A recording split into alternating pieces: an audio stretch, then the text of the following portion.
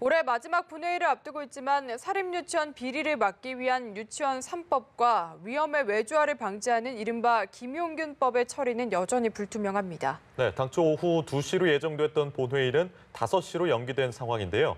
국회에 나가 있는 취재기자 연결해서 자세한 소식 들어보겠습니다. 지성림 기자.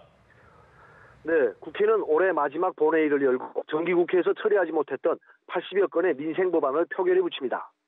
소득과 관계없이 만 6세 미만 모든 아동에게 수당을 지급하는 내용의 아동수당법 개정안과 직장 내 괴롭힘을 금지하는 근로기준법 개정안 등이 본회의에서 처리될 예정입니다. 하지만 사립유치원 비리 근절을 위한 유치원 3법과 위험의 외주화 방지를 위한 산업안전보건법 개정안 등 쟁점 법안은 여야의 입장차로 본회의 상정이 불투명한 상황입니다. 국회 환경노동위원회는 어제 고용노동 소위를 열고 정부가 제출한 산업안전보건법 개정안을 심사했지만 자유한국당이 공청회 등 의견 수렴이 더 필요하다고 주장하면서 최종 합의에 실패했습니다. 여야 3당 정책위 의장과 환노위 간사들은 오후 3시쯤 모여 산업안전보건법 처리를 다시 논의하기로 했습니다. 유치원법의 경우 국가지원금과 학부모 분담금 회계의 분리 여부, 처벌 규정 도입 등 핵심 쟁점을 놓고 여야 간 의견이 조금도 좁혀지지 않고 있습니다. 이 때문에 오늘 오후에 열릴 예정인 국회 교육위 전체 회의에서는 유치원법을 패스트트랙, 즉 신속 처리 안건으로 지정할 가능성이 큽니다.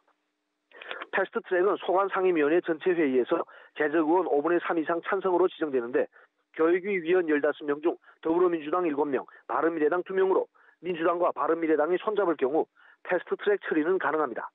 하지만 패스트트랙은 330일 뒤에야 국회 본회의에 자동 상정되는 사실상 슬로우 트랙이어서 유치원 3법 저지를 목표로 하는 사립유치원 입장에서는 약 1년이라는 시간을 벌게 됩니다. 네, 여야 3개 교섭단체 원내대표들이 본회의를 앞두고 오전에 만났지만 쟁점 법안에 합의하지 못했다고요? 네, 여야 교섭단체 3당 원내대표들은 오전 10시 반부터 1시간 넘게 비공개 회동을 갖고 쟁점 법안 처리를 위해 줄다리기를 했지만 합의에 이르지 못했습니다. 이들은 오후 2시쯤 다시 만나 협상을 이어갈 예정입니다. 청와대 특감반의 민간인 사찰 의혹과 관련해 국회 운영위원회 소집을 요구하고 있는 한국당은 조국 청와대 민정수석이 운영위에 출석해야 쟁점 법안에 합의할 수 있다는 입장입니다. 하지만 민주당 홍영표 원내대표는 한국당의 운영위 소집 요구를 받아들일 수 없다며 한국당이 유치원법과 산업 처리를 막기 위해 운영위 소집 요구로 물타기를 한다고 비판했습니다. 원내대표 간 회동이 진통을 겪으면서 당초 오후 2시로 예정됐던 본회의는 오후 5시로 연기된 상황입니다. 네, 지 기자 이야기한 대로 청와대 특별감찰반 논란도 여전한데요. 자유한국당이 오늘도 국정조사 특검 도입을 주장했다고요? 네, 한국당은 전 정권의 인사를 찍어내기 위한 이른바 블랙리스트를 환경부가 작성해 청와대에 보고했다며 김은경 전 환경부 장관 등을 직권남용 혐의로 고발하기로 했습니다.